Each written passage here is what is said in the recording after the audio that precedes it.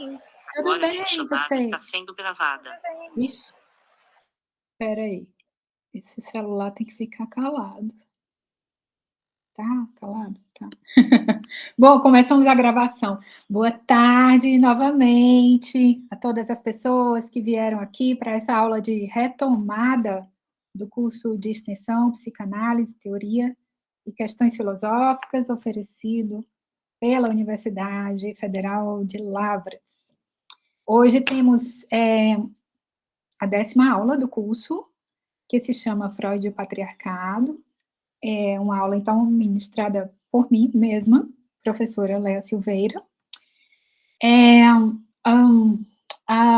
Aproveito já para adiantar que no dia 26 de agosto, a nossa próxima aula será sobre psicanálise e feminismo, com nossa convidada, a professora Alessandra Fortunati Martins. Como sempre faço, peço a quem puder a gentileza de abrir a câmera, porque um pouco para adiante eu vou compartilhar um arquivo de trechos aqui com vocês, mas eu abri também no meu telefone para eu poder ver vocês em algum lugar, porque quando eu compartilho vocês somem. Então, quem puder abrir a câmera, agradeço muitíssimo.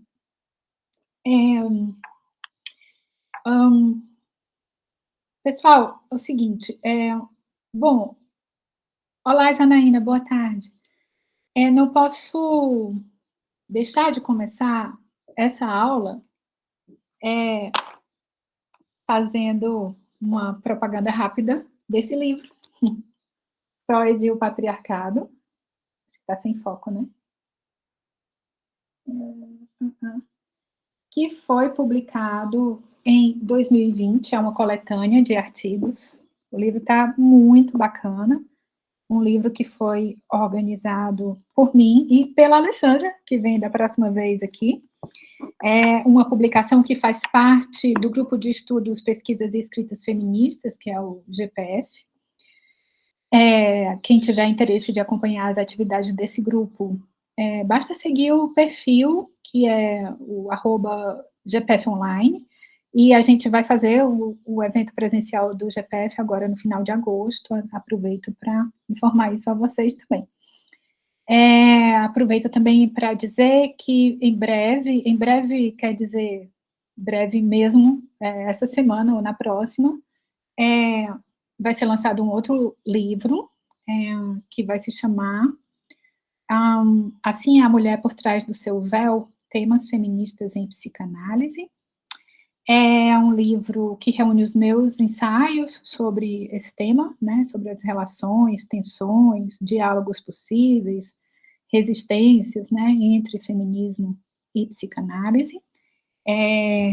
O livro está saindo, então, pela editora N-1, com um lindo prefácio da professora Andrea Guerra, da Universidade Federal de Minas Gerais.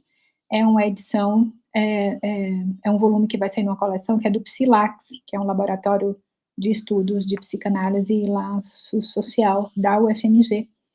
Então, dito tudo isso, né, é um contexto aqui que reúne uma produção que me é muito cara, né, que é, bom, na qual a gente pode transitar formulando diversas questões, né. Bom, eu quero contextualizar na aula de hoje alguns elementos desse debate entre feminismo e psicanálise, né, a partir do Freud, a partir do tema do patriarcado. E acho que posso propor uma entrada nesse assunto, dizendo assim, dizendo não, lembrando, né, que a diferença sexual, ela pode ser tomada em diversos aspectos como sendo o próprio objeto da psicanálise, né.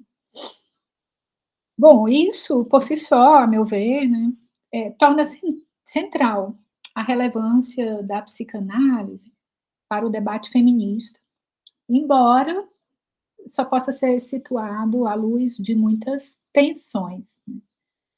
Mas é curioso, eu diria, enigmático e, ao mesmo tempo, sintomático, que a teorização desse objeto, diferença sexual, insista em reproduzir o que podemos nomear do seguinte modo: uma sobreposição entre masculinidade e cultura, certo? Bom, isso fica evidente na teoria freudiana da cultura e também, por exemplo, nas teses do Freud a respeito da sexualidade feminina. Nessa aula, eu vou tentar realizar a tarefa de contextualizar, como eu dizia agora há pouco, contextualizar um pouco esse debate, e eu vou tentar fazer isso a partir de 5 momentos, tá. O primeiro momento, assim, no primeiro momento, eu quero dizer uma palavra sobre o encontro de Freud com a histeria, que é uma psiconeurose que mais tarde, bom, ali depois da interpretação dos sonhos, depois, especialmente depois da interpretação dos sonhos, não, depois de Introdução ao Narcisismo, que é de 1914, Freud vai nomear como uma das psiconeuroses de transferência, né. É, bom, então o primeiro passo, pretendo marcar um pouco essa coisa do encontro do Freud com a histeria. Segundo passo da aula de hoje, eu vou trazer algumas observações sobre uma obra de 1905, uma das obras mais conhecidas do Freud, que é Três Ensaios de Teoria Sexual. Terceiro passo, eu vou pontuar alguns pouquíssimos argumentos de um texto de 1908 do Freud também, que se chama Moral Sexual. Gente, me deu um branco do título do texto, alguém me ajuda?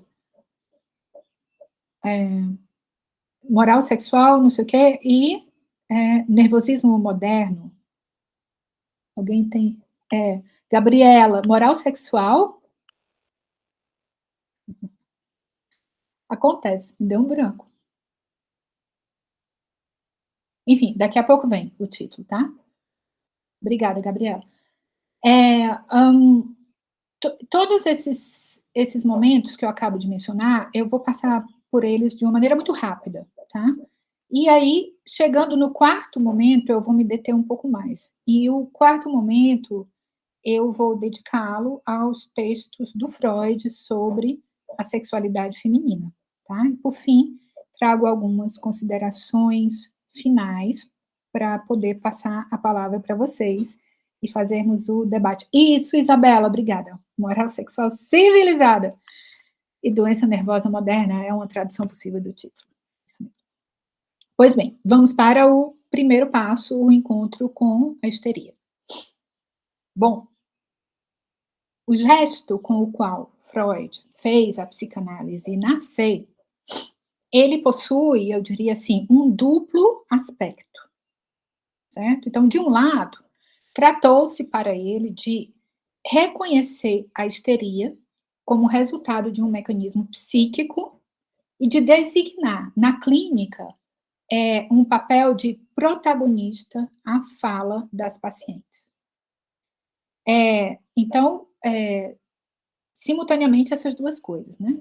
Reconhecer a histeria como um fenômeno do campo psíquico e é, é, é, considerar, né, esse lugar que é o lugar da fala das pacientes.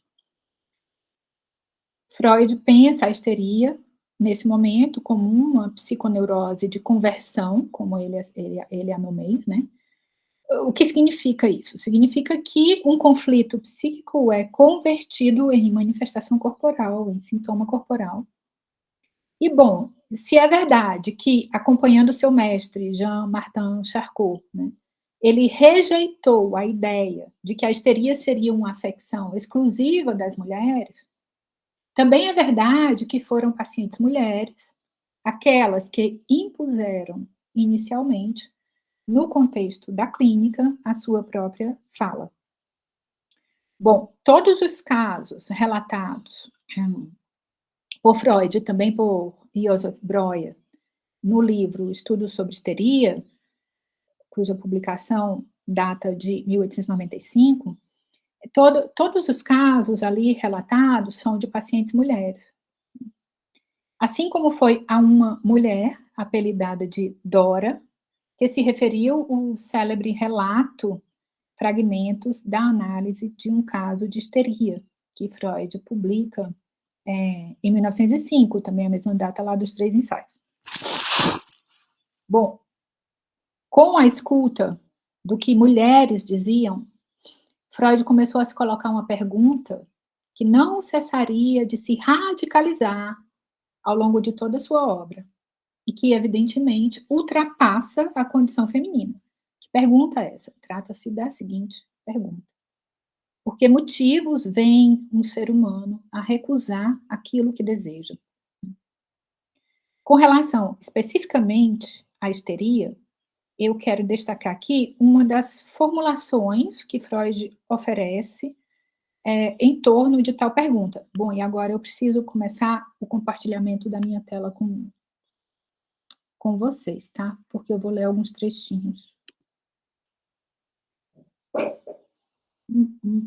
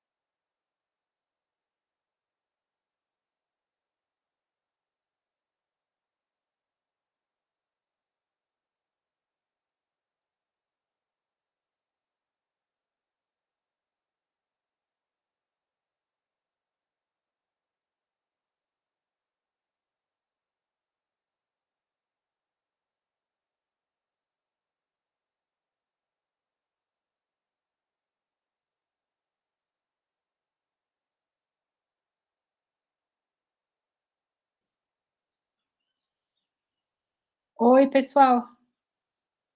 Vocês estão me ouvindo? Sim? Sim. Olha, não vou conseguir compartilhar. Na hora que eu cliquei em compartilhar, fechou tudo. Fechou o Chrome, fechou, começou a atualizar um monte de coisa aqui. Então eu vou ler sem compartilhar, tá bem? Peço desculpa Ô, por isso. Leia, você quer que eu tente aqui? Luana, será? Eu acho que dá para acompanhar só com a leitura, viu? Ok. Nossa, ele continua atualizando um monte de coisa aqui e agora eu perdi vocês. Espera aí. Eu vou copiar o texto e colar no chat, tá bom? Ah, tá bom.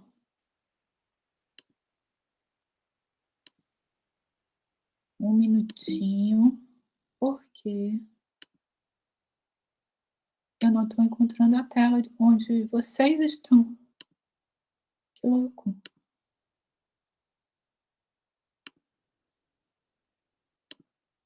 Ah, aqui. Ok. Vamos lá. Pessoal, então nós estamos no primeiro passo da aula. Estou falando, então, dessa questão, né? Como o ser humano vem a recusar aquilo que deseja, e eu quero trazer um trecho em que o Freud coloca essa questão no contexto do caso Dora, né? Que foi publicado com esse título, Fragmentos da Análise de um Caso de Histeria.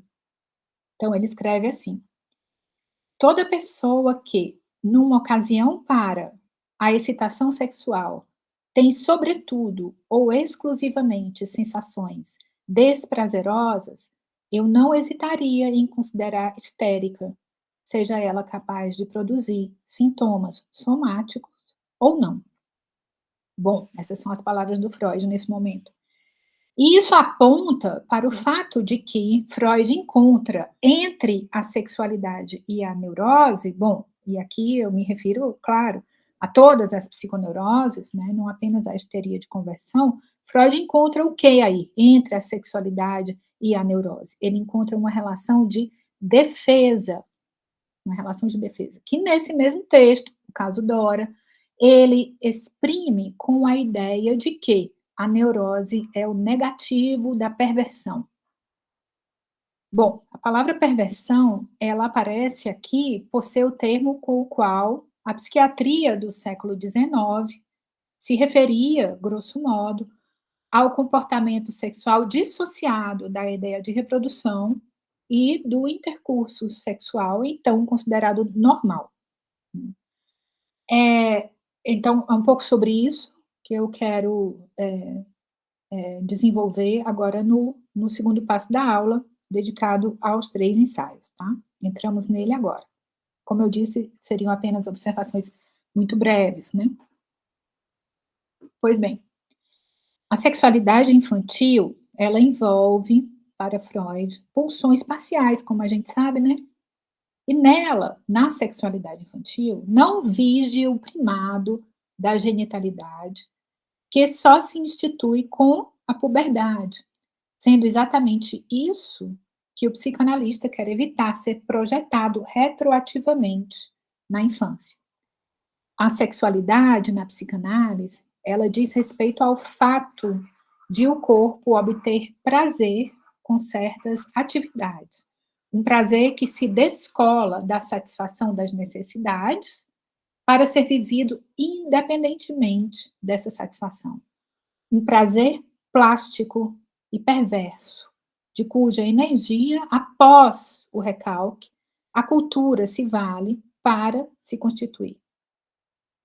Cabe lembrar aqui que um dos principais objetivos de Freud nos 3 ensaios é contestar a opinião popular alicerçada nos seguintes elementos, como ele diz lá no livro, né? Um ser humano ou é homem ou é mulher, a pulsão sexual está ausente na infância, manifesta-se na puberdade e na atração que um sexo exerce sobre o outro. Seu objetivo é a união sexual mediante os órgãos genitais. Esses são os elementos da opinião popular, né? Então, no primeiro dos 3 ensaios, o Freud ele procede a uma crítica da concepção tradicional de sexualidade, pretendendo mostrar que essa concepção é muito restrita e que este conceito é inadequado para a caracterização de todo um conjunto de condutas e fenômenos que são reconhecidamente sexuais. Existe, argumenta Freud, existem muitos aspectos do comportamento sexual que não estão relacionados com a reprodução, o que permite perceber que a definição tradicional de sexualidade é falsa, exatamente porque não dá conta daquilo que se propõe a definir.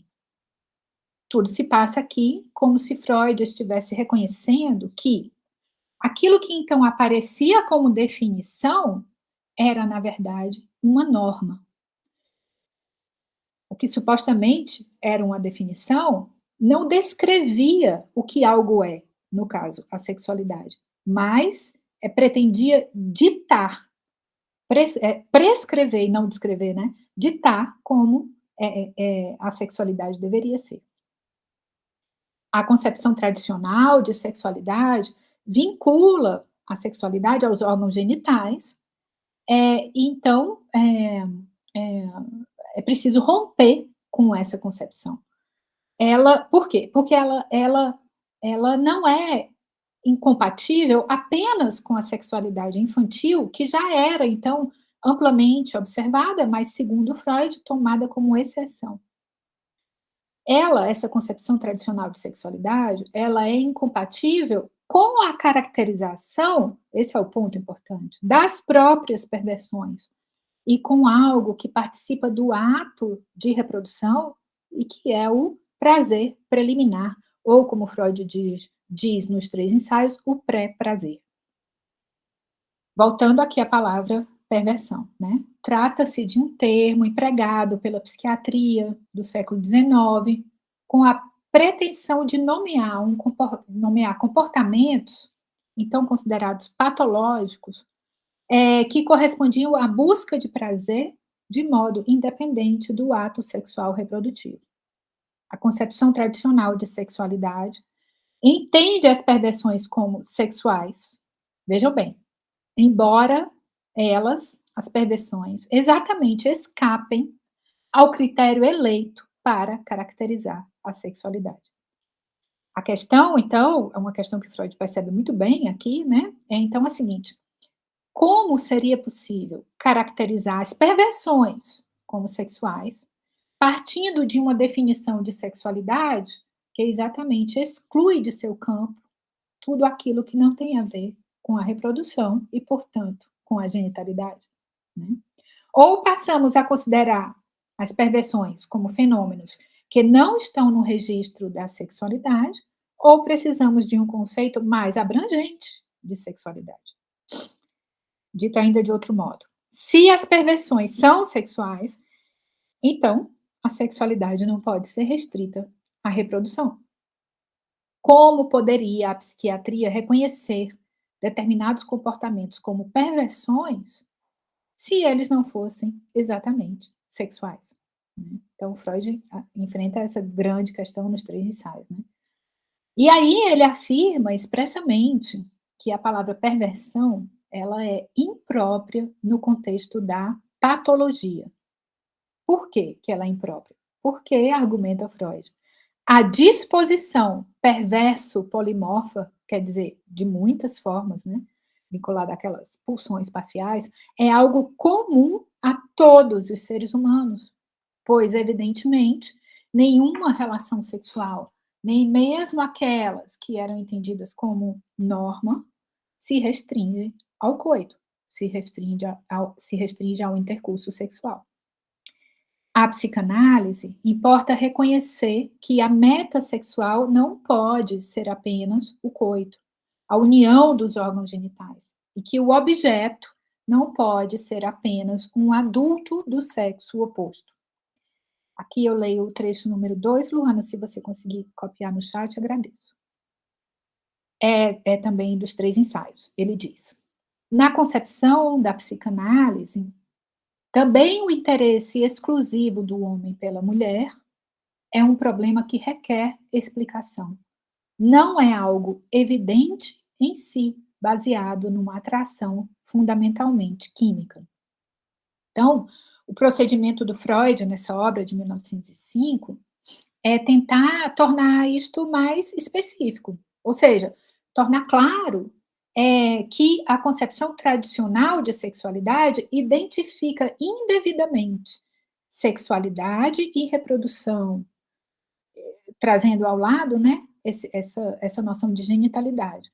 E essa identificação indevida, ela ocorre pela via da indicação do objeto como sendo um sujeito adulto do sexo oposto, né?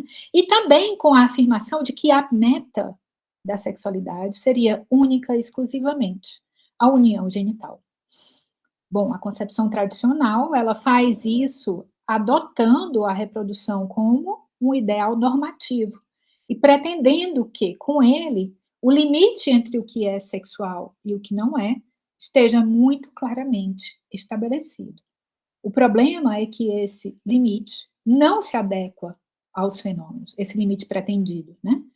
Tornar o conceito de sexualidade mais abrangente, incluindo as perversões e os prazeres preliminares, possibilitará, então, pensa Freud, a inclusão da sexualidade infantil.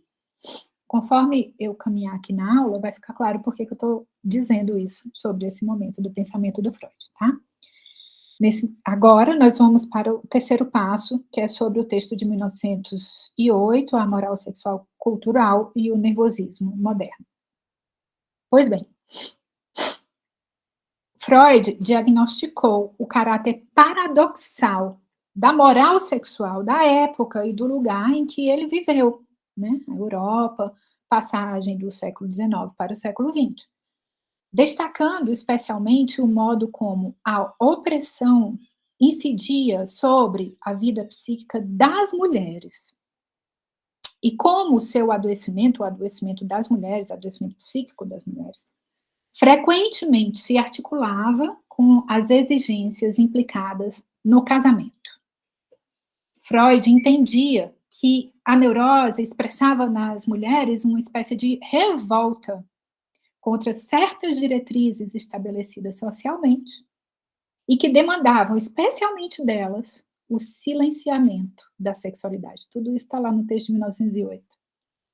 Então, neste ensaio, Freud se dedica a pensar sobre o antagonismo entre cultura e indivíduo, né? Isso que vai ter,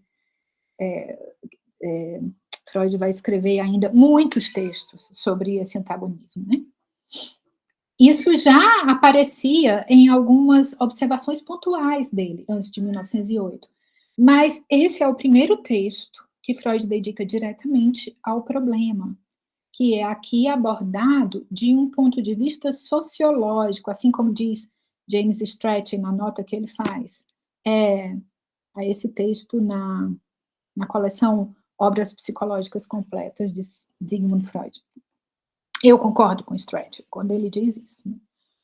Então, esse antagonismo entre cultura e indivíduo aparece nesse momento subordinado a características que seriam contingentes.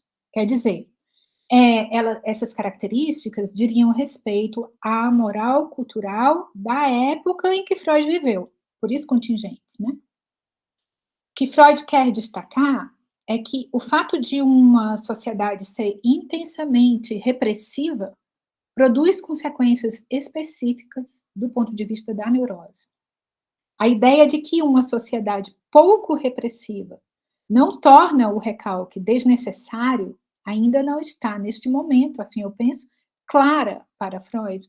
E nesse texto, de 1908, o que fica subentendido é que sociedades que pudessem ser assim caracterizadas, né, menos repressivas, corresponderiam a formas de vida mais desvencilhadas da neurose. No entanto, o fato de Freud ter estipulado nos 3 ensaios que uma das fases do desenvolvimento sexual é o período de latência, já indicava, como aliás ele destacava nessa obra, a existência de uma relação em certa medida inversa entre civilização e sexualidade. Como essa relação aparece aqui, nesse texto de 1908, isso que me interessa destacar. Bom, Freud afirma haver, ali em sua época, um crescente aumento da incidência do nervosismo, que estaria relacionado com um certo desenvolvimento da moral sexual cultural, que, por sua vez, resulta de uma evolução da cultura. Então, a oposição entre indivíduo e cultura não é de um tipo estanque, porque Freud vai mobilizar a ideia de que o próprio trabalho cultural guarda uma tendência a destruir a si mesmo. Freud sustenta que a doença nervosa tem na sexualidade seu fator etiológico mais importante, e é por isso que a cultura exerce uma influência danosa sobre o indivíduo. Ela atua como determinante de patologias ao reprimir o exercício da sexualidade. Isso permite a Freud relacionar a existência da cultura a uma repressão. A palavra aqui, no alemão, eu vou escrever no chat, tá? Eu não vou entrar aqui em nuances de tradução, nem de Unterdrückung, nem de Verdrängung, mas acho importante pontuar que, nesse momento, ele usa esse termo aí, Unterdrückung, porque não se trata da operação metapsicológica do recalque. Por isso eu estou usando a palavra repressão aqui, né? Então, ele relaciona a existência da cultura a uma repressão das pulsões. Eu acho importante sublinhar aqui 2 coisas. A primeira é que Freud defende que a sexualidade que se trata de reprimir para que seja alimentado o trabalho da cultura é a sexualidade perversa, não a genital, certo? Ou seja, a sexualidade que prevaleceu na infância e da qual o sujeito teria que se afastar para se direcionar ao amor objetal, à escolha de objeto, né? A sexualidade que vai estar relacionada à vergonha e ao asco, e que só sobreviverá no ato sexual reprodutivo às custas de fragmentos. A segunda observação importante é que Freud retoma o critério econômico, no sentido da metapsicologia, e ao fazer isso, ele expressa de outro modo a tensão da cultura consigo mesma, ou ainda, né, o antagonismo entre a cultura e a saúde psíquica, ou ainda o antagonismo entre a cultura e o indivíduo.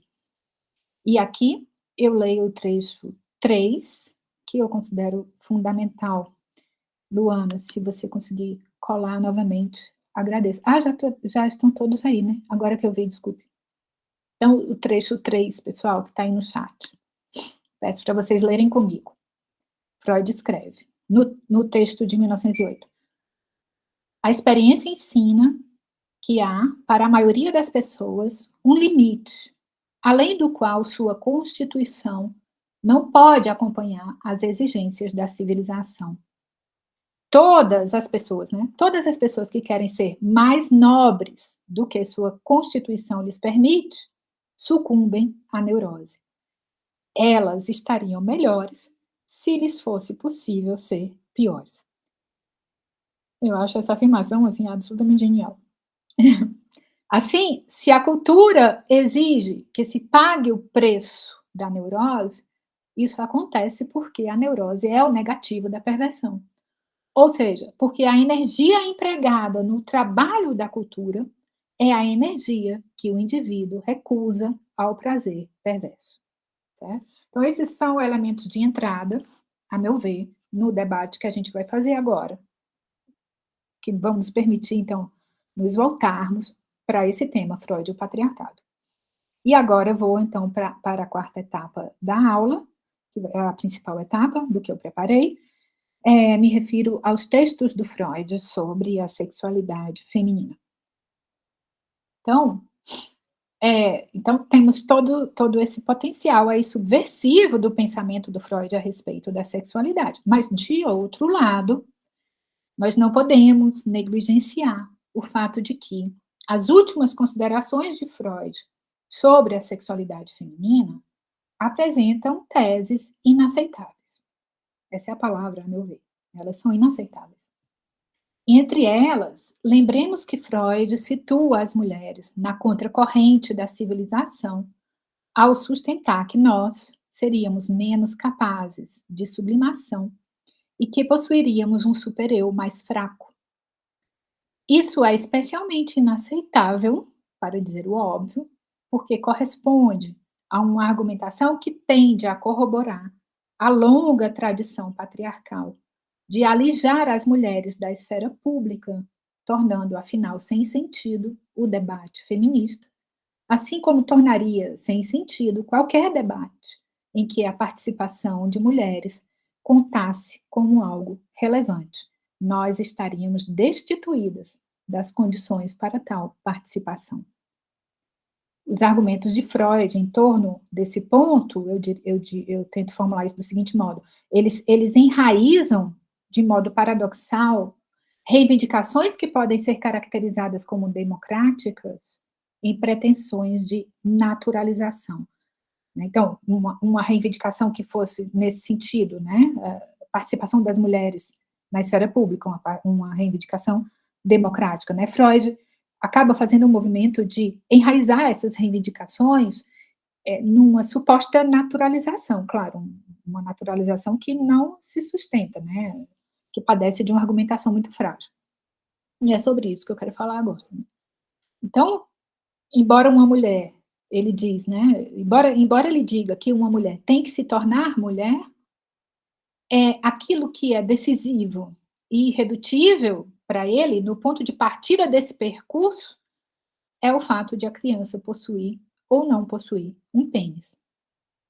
O problema, a meu ver, não é o fato de a presença do órgão peniano ser relevante ou irrelevante, mas a direção em que isso é tomado como relevante, pois se trata de uma direção que pretende respaldar a inferiorização da mulher, ou seja, valer-se do dado anatômico, é isso que Freud faz, né? Ele se vale de um dado anatômico para com ele construir, como se uma coisa se seguisse da outra, todo um conjunto de valores morais, políticos e sociais, incorporando, reeditando e mesmo produzindo elementos profundamente normativos.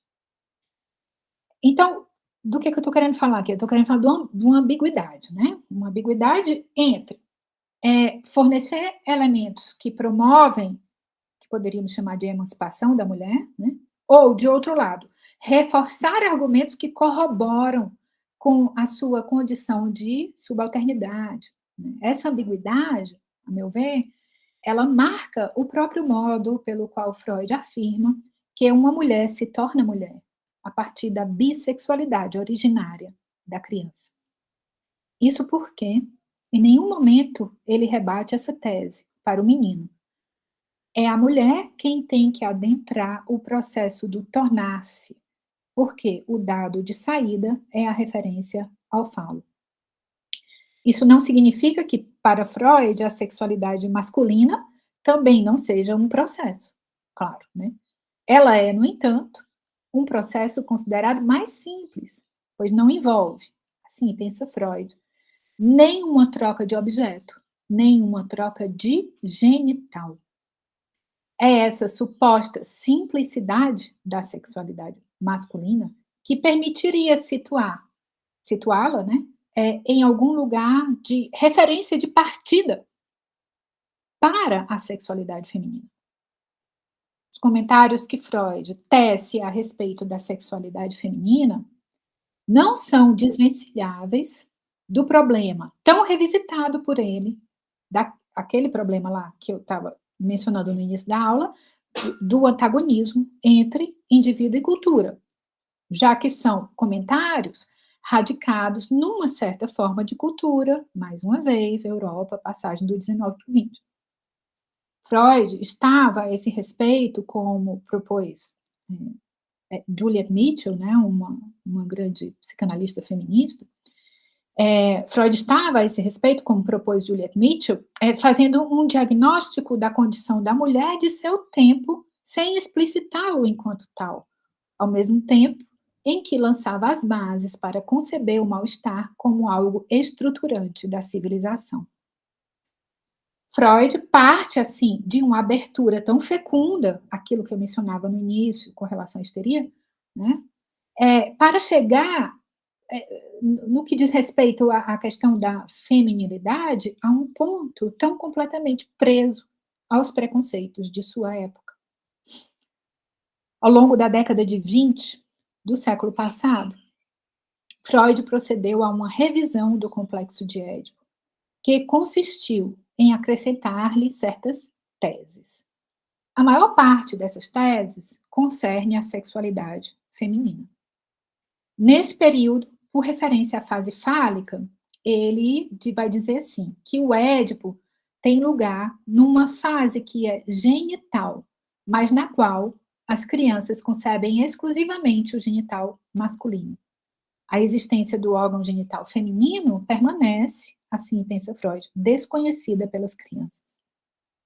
Em um texto de 1924, chamado A Dissolução do Complexo de Édipo, em parte como consequência do reconhecimento do que ele chamou de fase fálica, Freud considera pela primeira vez que o desenvolvimento sexual da menina seria diferente do desenvolvimento sexual do menino.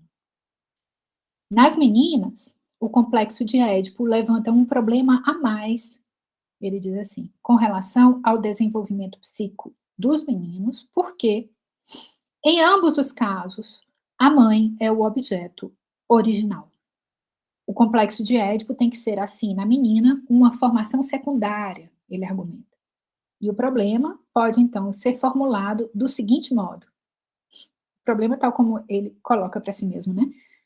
Qual é o processo que leva as meninas a abandonarem esse objeto original que é a mãe e a substituírem a mãe pelo pai. Freud considera que é possível afirmar que também a menina desenvolve um complexo de Édipo, um supereu, uma organização fálica, um complexo de castração e um período de latência. No entanto, nada disso ocorre do mesmo modo que no menino. Essas diferenças, Freud as vincula de saída à morfologia e, para proceder a essa vinculação, faz uma referência ao feminismo.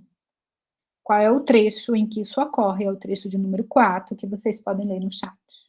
Freud escreve: aqui, a exigência feminista de igualdade de direitos entre os sexos não vai longe. A diferença morfológica tem de manifestar-se em diferenças no desenvolvimento psíquico.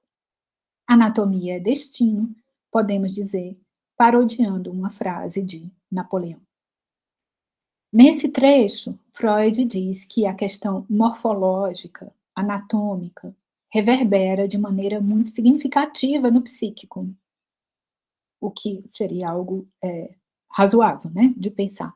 Mas ele diz mais do que isso, pois ele faz uma passagem brusca entre a dimensão psíquica e a dimensão dos direitos, e deixa essa passagem sem nenhuma justificativa, sem nenhuma elaboração.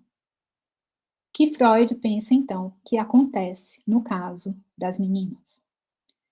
É o seguinte: a menina, supõe Freud, compara seu clitóris com o órgão genital de um coleguinha e percebe que saiu perdendo. Toma isso como uma injustiça e, ao mesmo tempo, como sinal de sua inferioridade. Por algum tempo, ainda vive a expectativa, diz Freud, de que, quando crescer, virá a ter novamente um órgão tão grande quanto o do menino. A menina percebe o pênis de um irmão ou coleguinha como sendo um correspondente superior, cito Freud, de seu próprio órgão pequeno e oculto, e passa a ter inveja do pênis. Nisso tem origem o que Freud chama de complexo de masculinidade das mulheres, claro. Pois a menina imaginaria que já teve um órgão assim e que este órgão lhe foi retirado. Do mesmo modo, supõe que essa seria uma condição singular sua, enquanto que as outras mulheres seriam providas de pênis, tal como os meninos. Para Freud, uma das consequências disso é a seguinte: se o supereu era o resultado do medo da castração, conforme o modelo de introjeção da autoridade, e se a menina não tem o medo da castração, percebendo-se já castrada, então não se registra nela o principal motivo para a instalação do supereu e para a interrupção da fase fálica. Na menina, a formação do supereu e a saída da fase fálica, diz Freud, têm que ser pensadas como o resultado de algo que permanece agindo a partir do exterior. São frutos da educação, e o que opera aí é o medo de perder o amor dos pais. Nos meninos, o desfecho do complexo de Édipo conduz ao desenvolvimento da consciência moral. Como ele diz, né, o supereu é o herdeiro do complexo de Édipo. E o motivo para esse desfecho nos meninos era a ameaça de castração. Como nas meninas falta esse motivo, uma vez que já seríamos castradas, o complexo de Édipo não terá o mesmo destino. Ele poderá ser lentamente abandonado ou submetido ao recalque, ou ainda seus efeitos podem se arrastar ao longo da vida psíquica das mulheres. Como quer que seja, a noção que as mulheres têm daquilo que é eticamente normal tenderá a ser distinta da do homem. E aí Freud escreve então o seguinte, que está no trecho 5. Hesitamos em expressar isso, mas não podemos nos esquivar da noção de que o nível do que é eticamente normal vem a ser outro para a mulher. O supereu jamais se torna tão inexorável, tão impessoal, tão independente de suas origens afetivas, como se requer que seja no homem. Traços de caráter que sempre foram criticados na mulher, que ela mostra menos senso de justiça do que o homem, menor inclinação a submeter-se às grandes exigências da vida, que é mais frequentemente guiada por sentimentos afetuosos e hostis ao tomar decisões. Todos esses traços, né, encontrariam fundamento suficiente na distinta formação do supereu que acabamos de inferir. Isso conduz Freud a contestar novamente o feminismo, dizendo que não é possível aceitar a equiparação e a equivalência que o feminismo pretende existirem entre os sexos. Nesse ponto, ele afirma que, quando um homem também não alcança os padrões da moralidade, é porque nele prevaleceu um desenvolvimento feminino. Nesse caso, que surpreendentemente é o caso da maioria, os homens não alcançaram, Freud diz assim, o ideal masculino, o que se explicaria em virtude da disposição bissexual de todos os seres humanos. Fica claro aqui, assim eu penso, né, a circularidade em que Freud, a circularidade com a qual Freud se compromete, tendo em vista que se assumiu uma equivalência entre feminino e pouca moralidade, pode-se então sugerir que um homem com frágil desenvolvimento da moralidade só poderia ser um homem feminino. A diferença que caracteriza o complexo feminino de Édipo e o de castração, diz Freud, no trecho 6, marca, então, indelevelmente o caráter da mulher como ser social. Acho muito importante essa afirmação do Freud. Marca o caráter da mulher como ser social. Bom, e é na questão da diferença anatômica, como venho dizendo, que se instala para Freud um contraste entre os comportamentos dos dois sexos. Tudo se passa como se a ausência de pênis na menina provasse para o menino que a castração era uma ameaça concreta. Essa situação vai dar lugar no menino a duas reações possíveis: o horror às mulheres ou o desprezo pelas mulheres. Essas duas reações podem se tornar fixas e assim determinar que tipo de relação o menino terá futuramente com as mulheres. Mas esses desenvolvimentos, eles levam um certo tempo para o menino. No caso da menina, não há esse tempo. As coisas se processam de imediato, diz Freud no trecho 7. Num instante, ela faz seu julgamento e toma sua decisão. Ela viu, sabe que não tem e quer ter. Esse é o momento em que se instaura para a menina o complexo de masculinidade, que eu mencionava agora há pouco, construído então em torno da inveja do pênis. Tal complexo poderá trazer desvios para um curso de desenvolvimento esperado para a menina e que é o seu desenvolvimento no sentido da feminilidade. Em não sendo assimilada mediante um complexo de masculinidade, o que acontece com a inveja do pênis? Ela traria outros tipos de consequências. A primeira seria o sentimento de inferioridade, que decorreria dessa ferida narcísica. Inicialmente, a menina pensa que se trata de uma inferioridade individual. Ela teria sido punida com a ausência de pênis. Depois, quando compreende que se trata de uma característica sexual compartilhada por todas as mulheres, ela passa a partilhar do desprezo que os homens sentem pelas mulheres. Esse desprezo assumido envolveria, diz Freud, uma tentativa da menina de, ao menos nisso, ser semelhante aos homens. A segunda consequência da inveja do pênis seria que, mesmo depois de se deslocar de seu verdadeiro objeto, ela continuaria a existir como ciúme, que para Freud seria um sentimento mais significativo na vida psíquica das mulheres do que na dos homens. A terceira consequência seria o enfraquecimento da ternura que a menina dirigia à mãe, que passa a ser considerada responsável por sua falta de pênis. A menina culpa a mãe por tê-la trazido ao mundo tão insuficientemente aparelhada. Essas são palavras do Freud. A quarta consequência da inveja do pênis seria a que Freud considera mais importante. As mulheres hesitariam mais em proceder à masturbação do que os homens. E isso ocorreria porque, assim pensa Freud, a masturbação do clitóris é uma atividade masculina e a eliminação da sexualidade clitoridiana constituiria uma pré-condição necessária para o desenvolvimento da feminilidade. Até esse momento, o desenvolvimento sexual da menina não se referiu ao complexo de Édipo. Agora, porém, a sua libido se desloca. Em vez de continuar a desejar um pênis, ela passa a desejar um bebê. E é esse o motivo pelo qual ela procede àquela substituição da mãe pelo pai em termos de objeto amoroso. A menina torna-se uma pequena mulher, diz Freud, quando passa a ter ciúmes da mãe, que significa para ele que uma modificação em seu órgão sexual principal conduziu então a uma substituição de seu objeto sexual. A relação entre os complexos de Édipo e de castração é capaz de exibir, então, sustenta Freud, o contraste fundamental entre os dois sexos.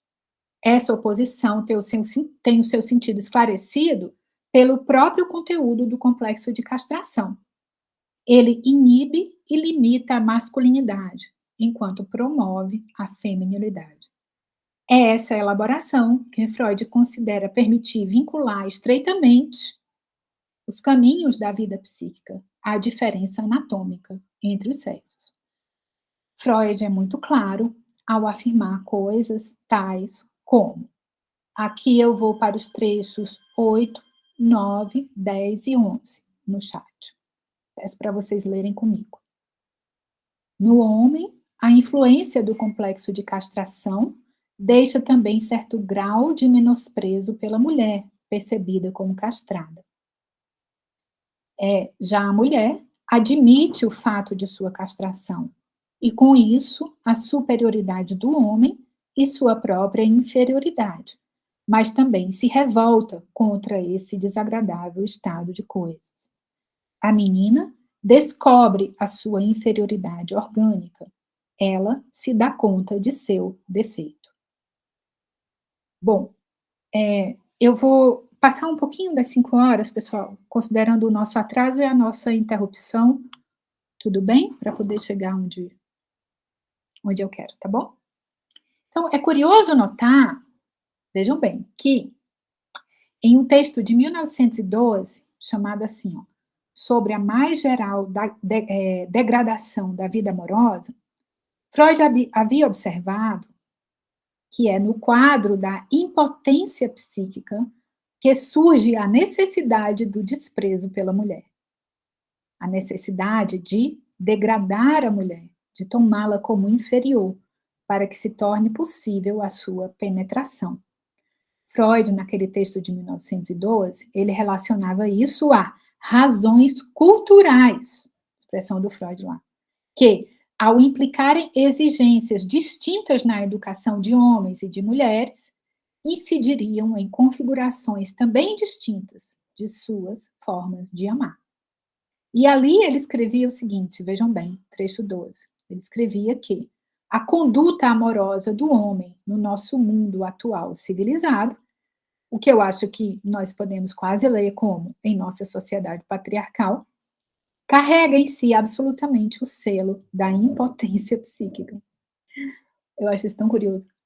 Porque, assim, nós podemos nos perguntar assim, né, se Freud não havia fornecido ali, né, elementos que falariam em favor de questionar a origem da sua própria necessidade de, em seus últimos ensaios, atribuir às mulheres o selo da inferioridade de modo tão categórico, isto é, sem referências a modelos de sociedade.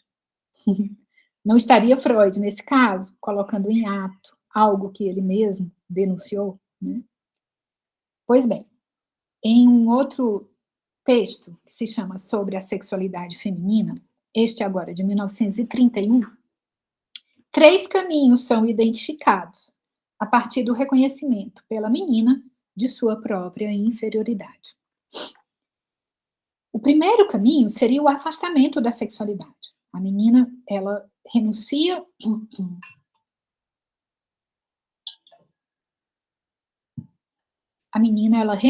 à atividade fálica, e com isso renuncia também, diz Freud assim, a boa parte de sua masculinidade em outros campos. Desse modo, o fato de a menina se afastar de características consideradas masculinas seria devido a um processo psíquico dela, e não a imposições exercidas por um determinado contexto histórico-social. O segundo caminho seria o apego teimoso à masculinidade e à fantasia de poder ser um homem. A esperança de ter um pênis é transformada em objetivo de vida. Ou seja, também quando a menina assume características consideradas masculinas, isso resultaria de um desenvolvimento psíquico seu e não de algo que teria se passado num contexto social. O que acontece aqui para Freud é que a menina se recusa a se tornar uma mulher. Com relação a isso, cabe fazer a seguinte observação. Se a masculinização se a masculinização da mulher seria algo restrito à natureza de um complexo, isso significa que a pessoa que sustenta tal argumento não teria como rebater a objeção de que a necessidade que um homem tem de separar do corpo feminino aquilo que seriam características masculinas, ou que ela mesma entende como sendo características masculinas, isso aí consiste em um gesto igualmente resultante de um complexo. Seria qual o complexo? O complexo de rejeição da mulher. Assim, o modo como Freud argumenta, né, nos autorizaria a sustentar que seu próprio discurso seria resultante de um complexo de rejeição da mulher. Hipótese para a qual poderíamos, como eu disse antes, né, mobilizar elementos de outros textos do próprio Freud. Bom,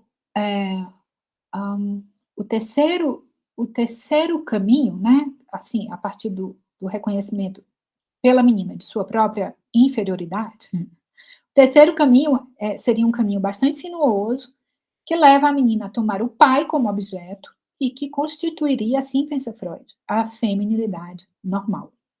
Freud observa que as opiniões feministas e as mulheres analistas, suas colegas, discordam disso. E esse ponto de oposição ao feminismo é, como nós já sabemos, recorrente, né? Isso, já estou dizendo isso, que isso é recorrente. Né? E agora, o que Freud escreve é o seguinte, trecho 13.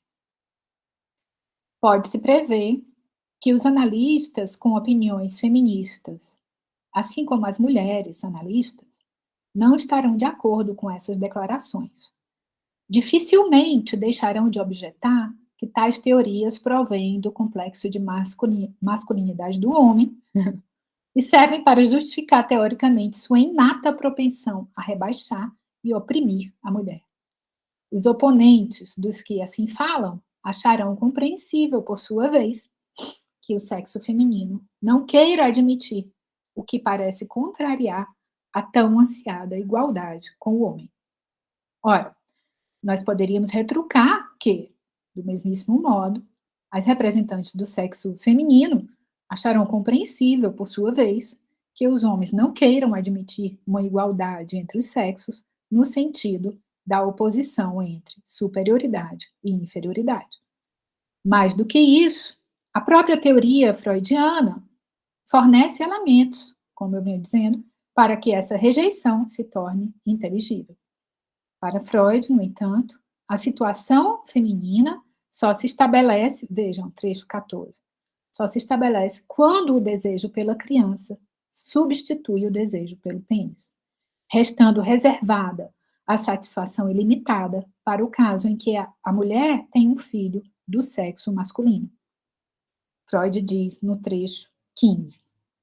Assim, o velho desejo masculino de possuir o pênis ainda transparece na feminilidade consumada, mas deveríamos talvez reconhecer tal desejo de pênis como um desejo apuradamente feminino. Então, o que Freud escreve aqui? Parece que ele escreve assim, que o desejo especificamente feminino seria, afinal, masculino, né? O desejo de possuir um pênis. Por fim, quero me referir a uma conferência de 1933, chamada A Feminilidade, porque mesmo nessa conferência, esse texto mais tardio do Freud dedicado à questão da feminilidade, né?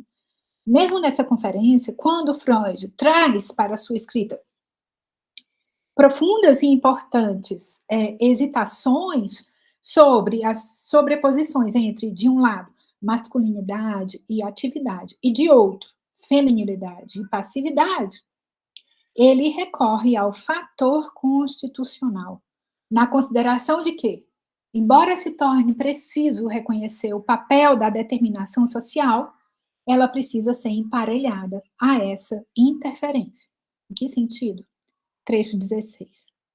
A supressão da agressividade, prescrita constitucionalmente e imposta socialmente à mulher, favorece o desenvolvimento de fortes impulsos masoquistas, que, como sabemos, têm êxito em ligar-se eroticamente a inclinações destrutivas voltadas para dentro. E isso, do ponto de vista do Freud, né, lhe permite concluir em favor de uma determinação de tipo universalizante, não histórico, ao dizer que, palavras do Freud, o masoquismo é realmente feminino. Freud escreve que a psicanálise conseguiu investigar, trecho 17, como a mulher vem a ser, como se desenvolve a partir da criança inatamente bissexual. Ele diz que foi importante para essa investigação o fato de algumas mulheres terem passado a atuar como psicanalistas e que lhe é fácil retrucar as objeções de suas colegas, que lhe acusam de adotar preconceitos com relação à sexualidade da mulher, porque lhe bastaria dizer que, quando elas argumentam isso, essas mulheres estariam sendo masculinas. Freud chega a dizer que o próprio fato de algumas mulheres se tornarem psicanalistas consiste em um destino do desejo de possuir um pênis. Assim, para Freud, o desenvolvimento da mulher implica, em algum sentido, abrir mão de ser homem. E isso porque ele, Freud, né, identificou o prazer clitoridiano como prazer masculino. E aí ele escreve assim, trecho 18. A garota pequena é um pequeno homem. Então, por que uma mulher precisa se tornar mulher? Porque ela precisa deixar de ser homem. Então, o desenvolvimento da mulher exige, a seu ver, um abandono da masculinidade. Parto agora para as considerações finais e prometo não me demorar. A meu ver, esses textos de Freud trazem, então, um recuo com relação à potência de escuta e à identificação da plasticidade da sexualidade humana, que prevaleceram no período mais inicial de seu pensamento e de sua teoria. Apesar disso, e na direção da tarefa de fazer uma leitura do próprio tempo, nosso próprio tempo, precisamos de ferramentas que nos ajudem a compreender a constituição da subjetividade moderna, também contemporânea, claro, e os aspectos inconscientes da opressão. O feminismo não pode se esquivar desses problemas, e é nessa medida que não parece interessante, do ponto de vista político, simplesmente evitar a teoria psicanalítica. Não é possível, no entanto, operar com a contribuição possível da psicanálise para o feminismo se assumirmos uma postura de denegação com relação àquilo que há de não fundamentado, de circular, e ao mesmo tempo de clara determinação histórico-social em certas teses que são de fato mobilizadas por Freud. Na minha leitura, é preciso ter clareza em relação a isso, se não quisermos cair na atitude ingênua de pretender salvar Freud diante do debate feminista, como se o fato de reconhecermos a fragilidade de alguns de seus argumentos pusesse em risco a própria existência da psicanálise. Para mim, trata-se do contrário. A existência e a sobrevivência da psicanálise em nossa sociedade dependem, em larga medida, de nossa capacidade de pôr em marcha certos problemas que são produzidos pelos textos que Freud dedica à sexualidade feminina, sendo este ainda um dos principais desafios a serem enfrentados atualmente pela teoria psicanalítica. Por diversos motivos de ordem teórica, epistemológica, política, a tarefa de compreender como o investimento narcísico do homem no pênis poderia justificar o resultado do ódio direcionado às mulheres, e do entendimento de que o repúdio do feminino seria algo fundante da cultura, como pensa Freud, por diversos motivos, essa não parece ser uma tarefa simples. Por quê? Entre uma coisa e outra, né, entre o investimento narcísico do homem no pênis, né, e o ódio às mulheres, existe um abismo, existe, né, um espaço que permanece sendo o espaço de um salto. Talvez, se pudesse alegar, que encontraríamos elementos para preencher essa lacuna na própria teoria psicanalítica, ao considerarmos, por exemplo, a fantasia originária do retorno ao ventre materno. Nessa fantasia, como aliás em qualquer fantasia, o que estaria em jogo seria algo que provocaria simultaneamente desejo e pavor. O ventre materno representa aí tanto um lugar idílico para o qual se poderia fugir diante de um contexto mundano de desamparo e de desamor, quanto o lugar da mais profunda ameaça, na medida em que ir até lá corresponderia para o sujeito a deixar de existir. A questão, todavia, permanece a mesma. Por que essa ambiguidade depositada fantasisticamente no sexo capaz de conceber precisou ser traduzida socialmente em sua depreciação e psicanaliticamente em sua inferiorização? Por que essa convergência de afetos tão intensos se modulou de maneira longeva na expectativa de situar o feminino como algo externo a uma caracterização decisiva da cultura? No nível da teoria, o desafio que parece se colocar é como preservar a importância do sexual sem que isso signifique subscrever o repúdio do feminino, que Freud, de modo acertado, enxergou como algo profundamente entranhado em nossa cultura, embora não o tenha reconhecido como um fator histórico. Evidentemente, precisamos lembrar aqui do caráter ambíguo que Freud atribui à própria moralidade. Ela tem, afinal, sua origem no par sadismo, masoquismo. Diante dessa ambiguidade, a gente poderia se perguntar, não seria mérito do feminino sua localização marginal com relação à cultura? Em nossa cultura, especialmente em nossa cultura psicanalítica, o termo fálico envolve a noção de poder.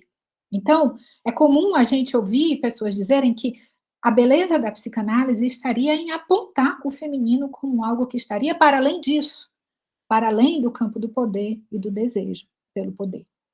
Parece-me, no entanto, haver, nesse tipo de argumento, uma espécie de torção nos termos que são empregados.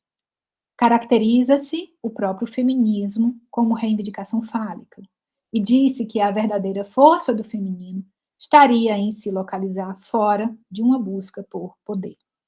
Uma modulação possível dessa ideia, que a gente vê bastante por aí, é a postura de caracterizar a própria crítica ao patriarcado como uma atitude patriarcalista.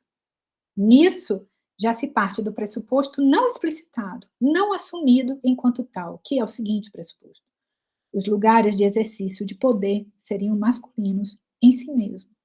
É como se houvesse uma projeção imaginária do ato sexual, ou melhor, de um certo modelo de ato sexual sobre a política.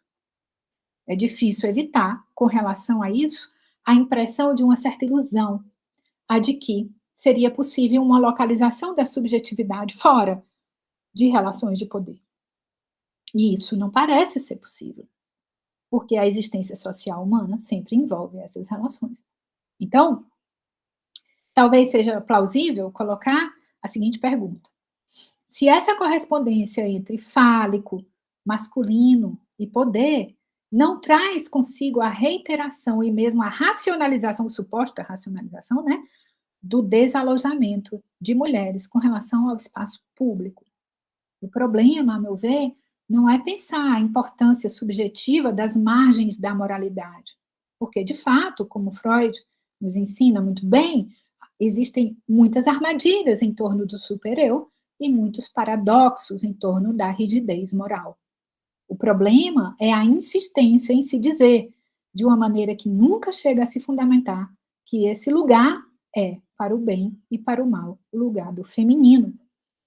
Essa ambiguidade talvez explique, em grande parte, o fato de ser muito comum vermos, de um lado, estudiosos, estudiosas de Freud, dizerem que ele absolutamente não era misógino, assim como se poderia, de outro lado, supostamente em prol de um pensamento feminista, jogar fora toda a psicanálise, juntamente com as teses misóginas de Freud. No meu entendimento, trata-se de duas atitudes a serem igualmente evitadas. Enquanto a primeira é a primeira atitude, né, diz assim que Freud não foi absolutamente misógino, essa atitude se cega diante da paralisia política embutida na argumentação voltada para a inferioridade feminina, a segunda, né, a de jogar fora a psicanálise, atua em favor de privar o feminismo de uma ferramenta de reflexão que ele não pode, afinal, dispensar. Foi isso, então, que eu preparei. Pessoal, me desculpem ter ultrapassado um pouco o tempo. Muito obrigada pela atenção de vocês. Vou pedir para a Karine interromper a gravação para ouvir, então, vossas perguntas.